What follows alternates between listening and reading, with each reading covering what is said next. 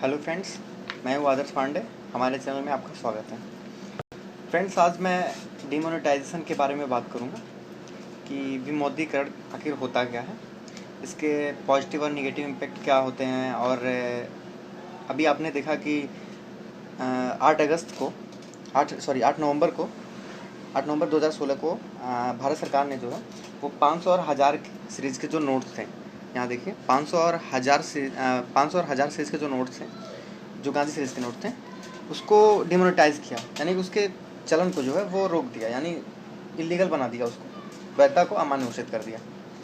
तो अब हम देखते हैं कि आखिर डिमोनेटाइजेशन होता क्या है, उसके पॉजिटिव और नेगेटिव इफेक्ट क्या हैं, और गवर्नमेंट को क्या डिमोनेटाइजेशन के बाद क्या राहें अपनानी चाहिए, क्या वे फॉरवर्ड हो सकता है।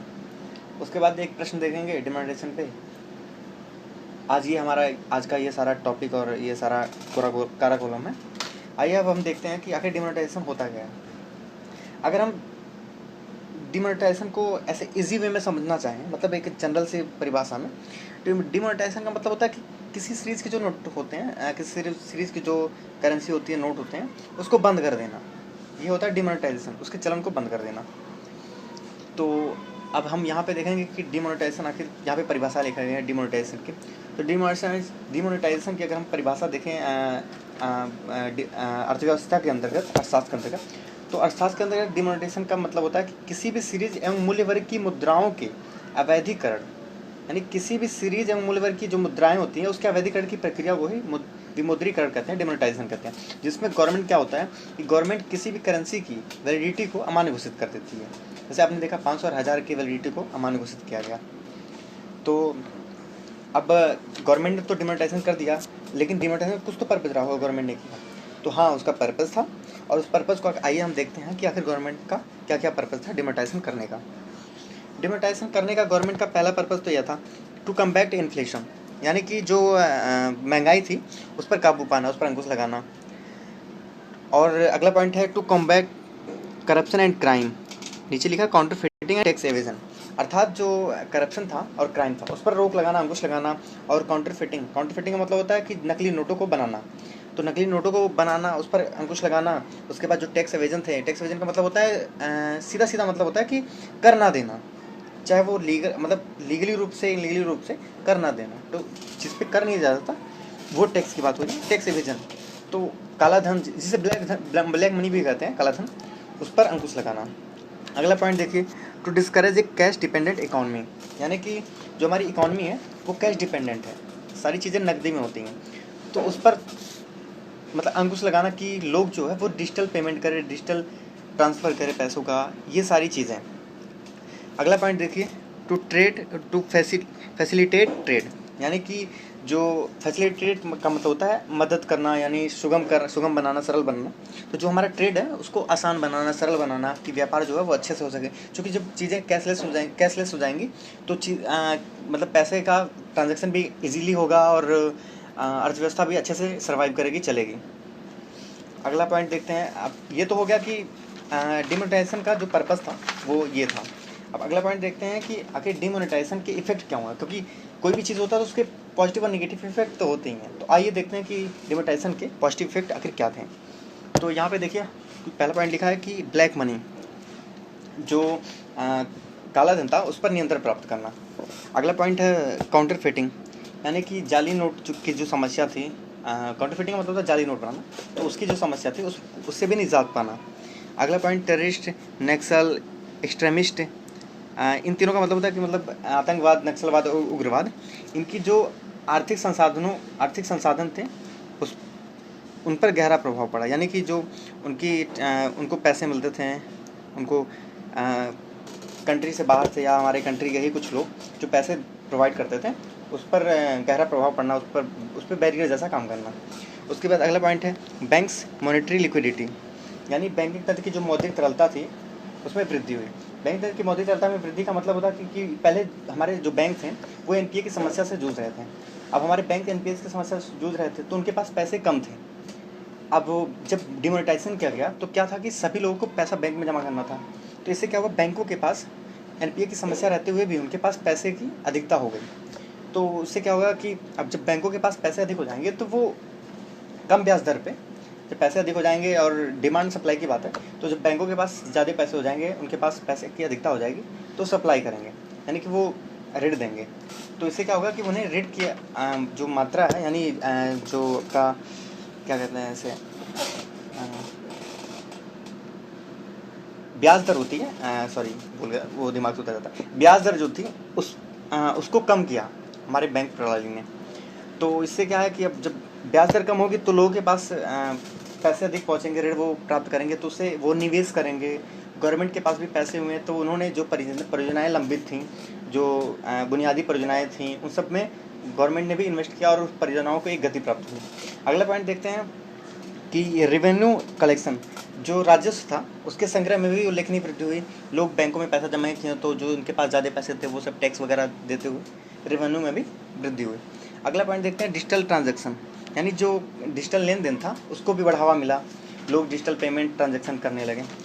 ये थे तो कुछ डिमोनेटाइजेशन के पॉजिटिव इफेक्ट। अगला देखते हैं डिमोनेटाइजेशन के कुछ निगेटिव इफेक्ट भी होते हैं।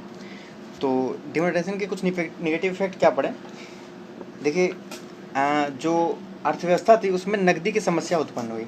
जब अर्थव्यवस्था में नकदी की समस्या उत्पन्न हुई तो उससे क्या हुआ, सामान्य जनजीवन जो था वो प्रभावित हुआ। सामान्य जनजीवन, जैसे अभी आपको पेपर में आपने देखा होगा कि जो पेपर निकलता था, बुजुर्ग महिलाएं थी, दिव्यांग लोग थे, बीमार लोग थे, और या ऐसे लोग जिनके घर में कुछ धार्मिक या सामाजिक कार्यक्रम हो रहे थे, तो उसके नकदी के संकट की वजह से उनको ये प्रॉब्लम मुश्किल हुआ, प्रॉब्लम उनको क्रिएट करना, उनके सामने प्रॉब्लम क्रिएट हुई और उसका सामना उन्हें करना पड़ा, संकट उत्पन्न हुई। और अगला पॉइंट देखते हैं कि huge effect on agriculture, manufacturing, unorganised sector and economic activities, यानी कि जो कृषि, विनिर्माण एवं असंगठित क्षेत्र थे उनकी आर्थिक गतिविधियों पर भी व्यापक प्रभाव पड़ा। क्योंकि अभी आप देखिए कि जो हमारी सोसाइटी है उसमें असंगठित क्षेत्र का हिस्सा जो है वो 90% है, जिसमें कार्यरत जो कामगार वर्ग और मजदूर हैं वो नगद वेतन प्राप्त करते हैं। तो जो सोसाइटी में हमारे इकोनॉमिक अर्थव्यवस्था में हमारे नकदी की समस्या उत्पन्न रहेगी, तो इनको तो प्रॉब्लम होगी, इनको समस्याएं उत्पन्न होंगी। उसके बाद आप ये भी देखे हुए हैं कि महानगर व उसके उपनगर जो हैं और बड़े शहर में जो रेहड़ी पट्टी पर दुकान लगाते हैं, जैसे रोड के किनारे साइड में वो जो दुकान लगाते थे, चूँकि वो गाँव से आए थे, उनका घर यहाँ नहीं होता, वो गांव से आके यहाँ पे रेहड़ी पट्टी पर दुकान लगाते हैं, तो नगदी की समस्या उत्पन्न होती है, वो भी घर की तरफ पलायन किए, यानी शहरों से घर के गांव की तरफ पलायन हुआ। और देखिए यहाँ पे एग्रीकल्चर की बात की जा रही है, कृषि की, क्योंकि आपको पता है कि भारत जो है वो गाँव में बसता है और कृषि को जो है भारत की जीवन रेखा कहा जाता है। तो ऐसे में अगर कृषि क्षेत्र में कोई संकट भी उत्पन्न होता है तो उससे पूरे समूचे अर्थव्यवस्था में संकट उत्पन्न होता है, क्योंकि नकदी की कमी की वजह से जो कृषक थे उनके सामने 3 चीज़ों की बहुत ज़्यादा प्रॉब्लम हुई, जैसे बीज, उर्वरक, कीटनाशक, इन सब की अनुपलब्धता हुई। इससे क्या हुआ कि उनकी कृषि जो है वो प्रभावित हुई। तो इससे हमारी जब कृषि प्रभावित हुई, तो अब मैंने अभी आपको बताया कृषि जो है भारत की जीवन रेखा है, तो अगर कृषि में कोई भी संकट उत्पन्न होती है तो समूचे आर्थिक तंत्र में उसका प्रभाव दिखता है।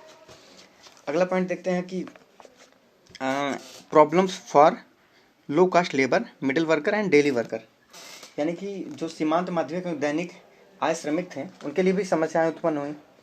उसके बाद है आरबीआई एंड बैंकिंग सिस्टम, जो आरबीआई यानी आरबीआई और मुद्रा और बैंकिंग प्रणाली थे उसके प्रति लोगों का विश्वास कम हुआ, क्योंकि अचानक डिमोनेटाइजेशन हुआ। तो इसी पर हमारे नोबेल पुरस्कार विजेता अर्थशास्त्री अमर्त्य सेन ने कहा था कि विमुद्रीकरण आपदा लाने वाला एक निरंकुश फैसला है और इसने विश्वास पर खड़ी अर्थव्यवस्था की जड़ पर प्रभाव किया है। जैसे यहाँ मैंने आपको बताया कि आरबीआई बैंकिंग प्रणाली पर लोगों का जो है विश्वास वो कम हुआ, तो उसी पर ये कह रहे हैं कि जो हमारी अर्थव्यवस्था है वो विश्वास पर खड़ी हुई है, और जो विमुद्रीकरण एक प्रकार का आपदा है, निरंकुश आपदा है, जिसको निरंकुशता की तरह आपदा के रूप में लाया गया है। तो ये थे कुछ डिमोनेटाइजेशन के पॉजिटिव और नेगेटिव इफेक्ट। आइए अब देखते हैं कि आखिर आगे की क्या राय हो सकती है डिमोनेटाइजेशन के बाद।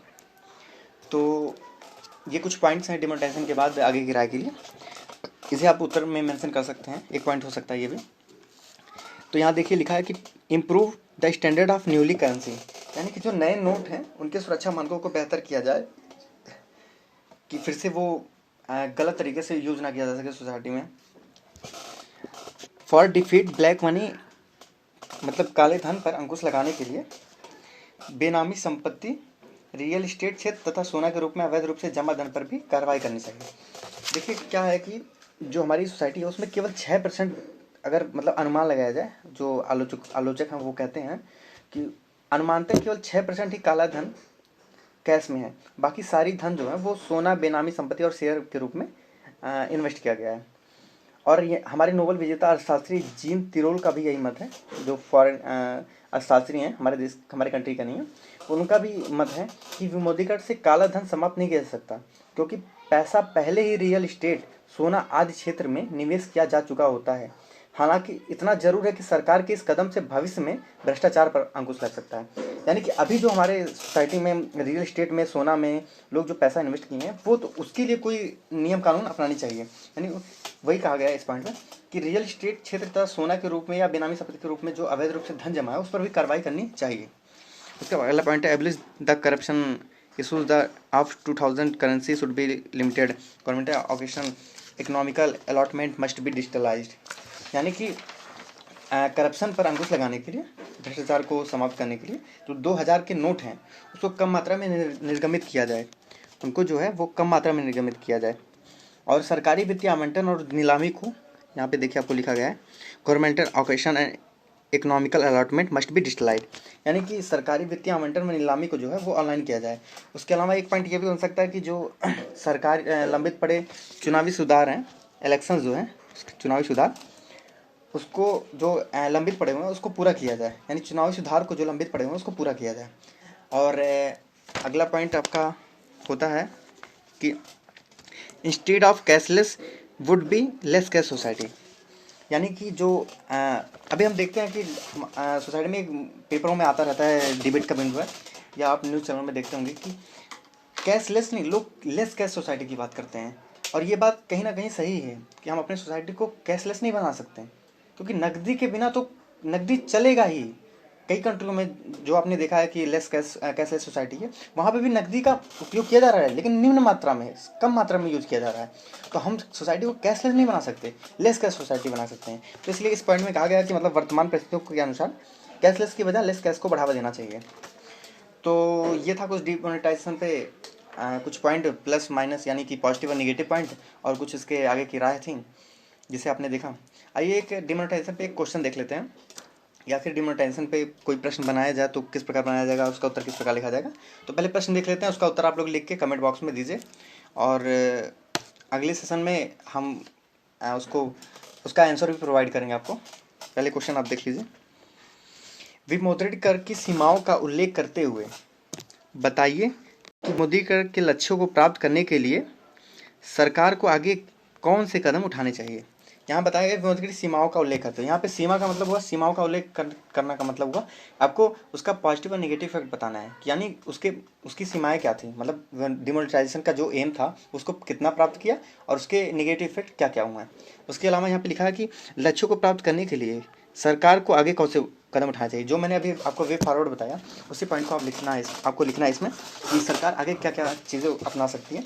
जैसे मैंने उसमें आपको बताया था कि जो नए नोट ला रहे हैं उसके सुरक्षा मानकों को बेहतर करें, काला धन से लड़ने के लिए जो बेनामी संपत्ति, रियल इस्टेट थे या सोना के रूप में जो अवैध रूप से धन जमा थे उस पर कार्रवाई करें, भ्रष्टाचार दूर करने के लिए जो 2000 के नोट है उससे कम मात्रा में ऑनलाइन चीज़ें और चुनावी सुधार जो थे उसको पूरा करें। ये सारी चीज़ें जो पॉइंट है, इन सब पॉइंटों को आप इसमें लिख सकते हैं। तो ये था डिमोनेटाइजेशन पे एक पूरा डिबेट, एक पूरा पॉइंट जो हम आपको बताएं।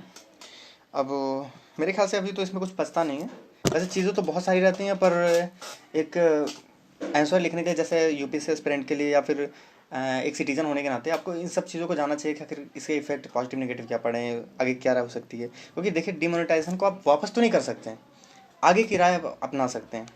तो ये थी चीज़ें कुछ, और आई होप पहला वीडियो था, थोड़ा सा नर्वस तो फील होता है, थोड़ा डर लगता है कि कैसे कर रहे हैं, चीज़ें प्रॉब्लम तो होती हैं।